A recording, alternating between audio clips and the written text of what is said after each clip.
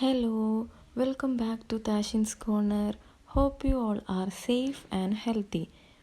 If you are watching my channel for the first time, please do subscribe, and if you find the video informative, please share with your friends and family.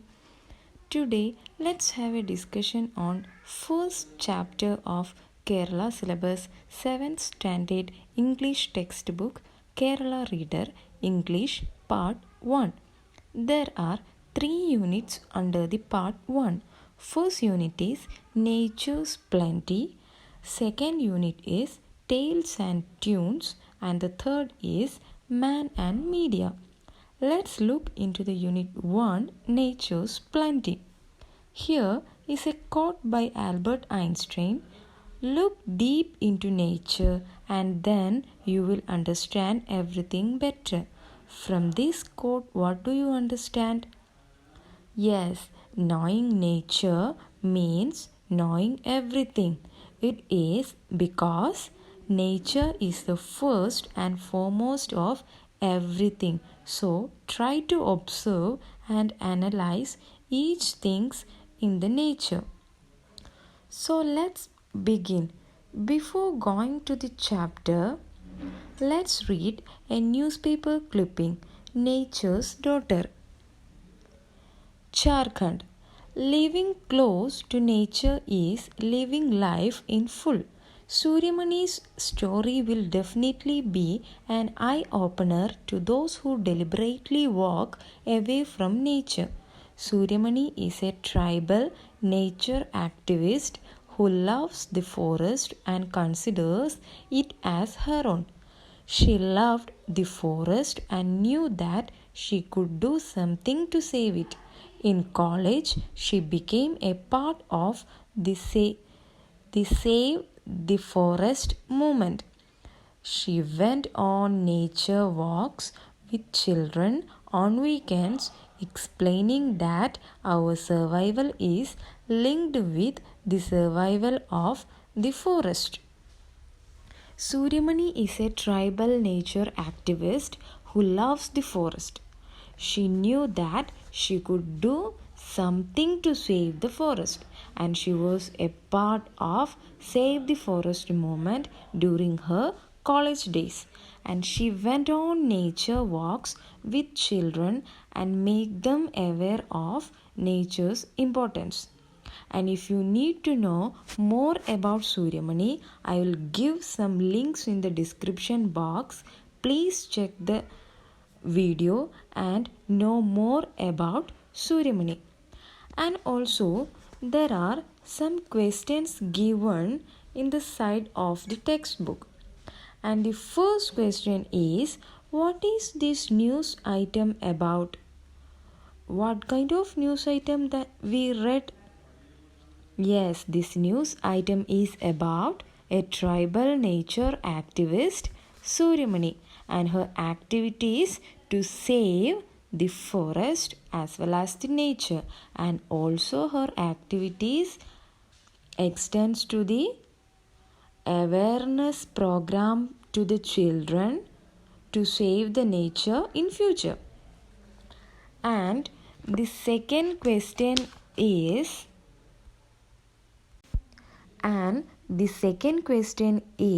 Suryamani works hard to save the forest.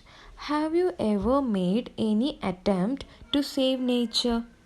Ask yourself, did you do any work that saved the nature? What all things you did? Yes, we plant saplings, we clean our surroundings, reduce, reuse and recycle the things if possible, conserve our water, etc.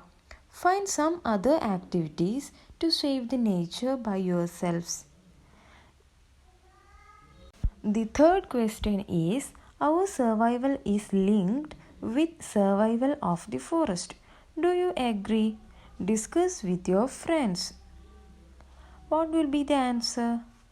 Yes, our survival is strictly linked with the survival of forest, because if we didn't look after our nature, nature will react in the form of flood, drought, earthquakes, etc.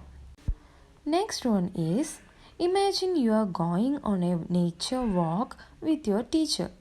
How would that experience be? List them below in appropriate columns. You may seek the help of your teacher. And first one is done for you. I could see, I could hear, I could sense.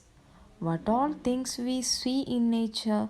First one, it is given that we see big trees and we hear the chirping of birds and we sense the fragrance of flowers.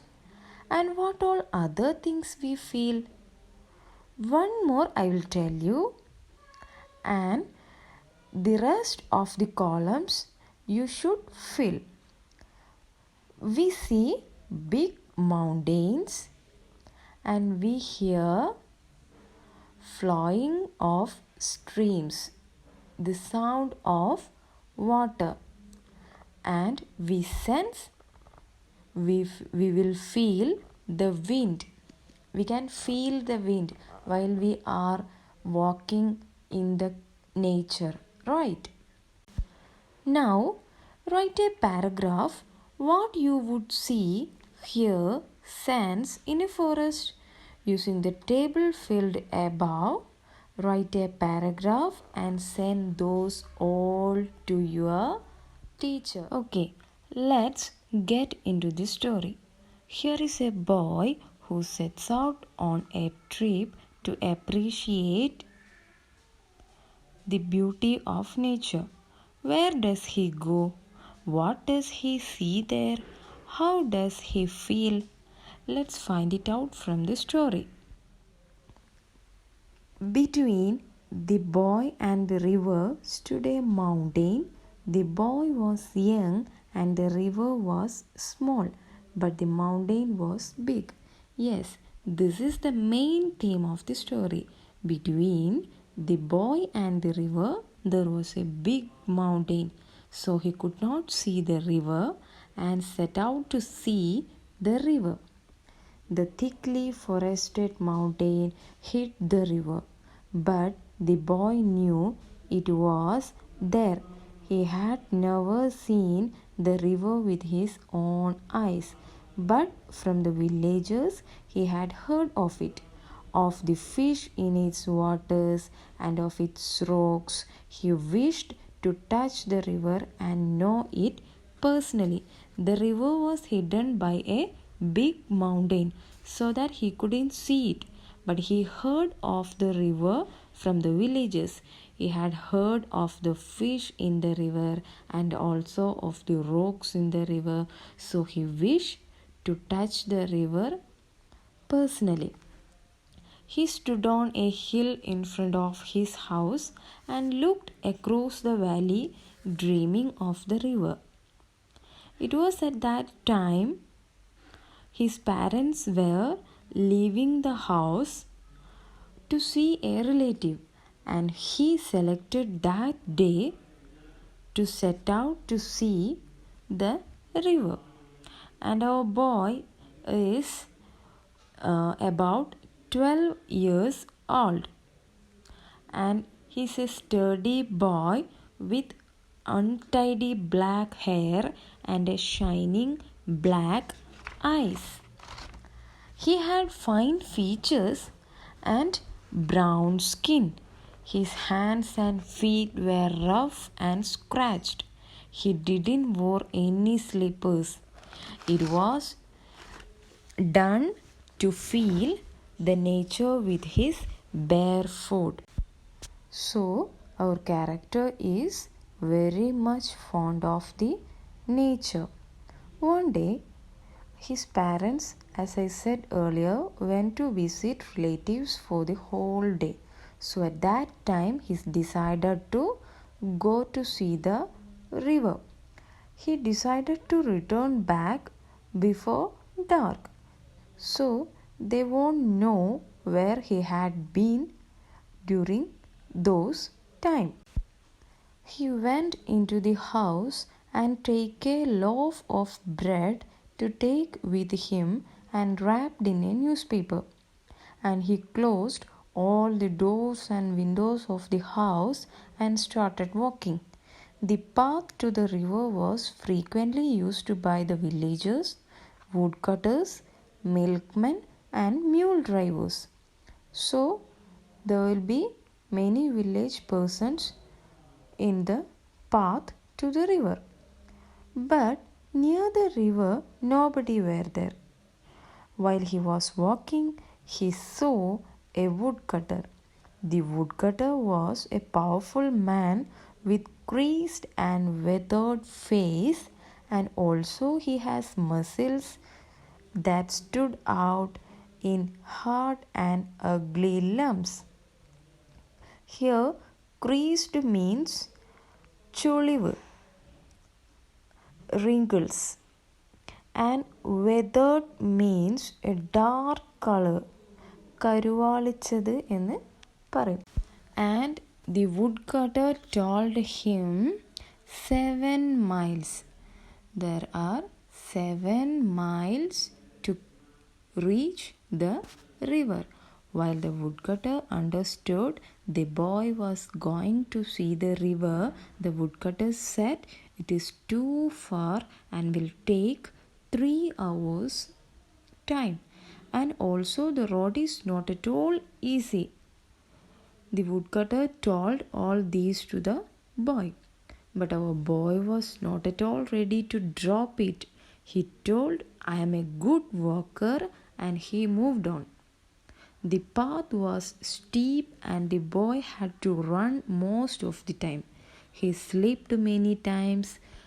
The hill was covered with lush green ferns. The trees were wound in creepers, and a green great wild dahlia suddenly reared its golden head from the leaves and ferns. This all says about the beautiful nature of the forest that our boy was passing to the river. While he moved on, he met a girl. She held a long knife for cutting the grass. The bangles she wore made music, and it was as her hands spoke a language of their own. He asked her, "How far is the river?" She told, 20 miles. From that answer, the boy understood that she was not aware of that river. She may have told some other river. He laughed and ran down the path.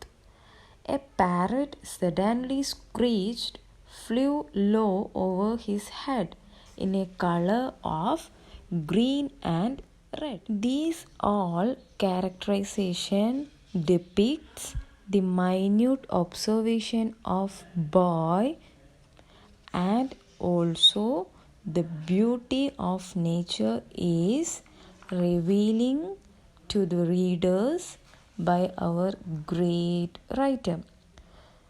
And also these all are depicted or said by the writer only because our boy is a nature lover.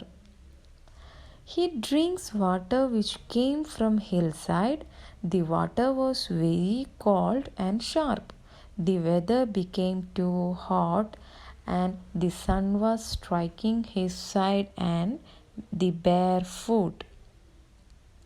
The next he saw another boy driving a few goats down the path. He asked the boy, "How far is the river?" He told it was just near. At that time the boy feels hungry. He unwrapped the bread and broke into halves and offered a portion to the village boy also. After finishing the bread, they walked together. They walked by talking and talking, so he didn't understood the distance they covered and didn't felt heat of the sun, and also he didn't felt tired. After some time, the village boy have to diverge to another path, and our boy was again alone. He missed the village boy. He walked but could not see the river. While he walked further, he felt hungry, and also he began to feel discouraged. But he was determined to see the river, and he walked along the hot, dusty, stony path. And while he walked into some more distance, there was no man or any sign of man's influence, only trees and rocks, and also the silence. Sometimes the silence was impressive, and sometimes it was little frightening. It was different from the silence of a room or street. It was the silence of space, of unknown silence of God. When he moved again, the silence broke into the sound. He was hearing the sound of river. The sound of river came into his ears. Finally, he found the river. He ran to the river. Even though he slipped and stumbled, still he ran. His excitement and curiosity grows. At last he found it.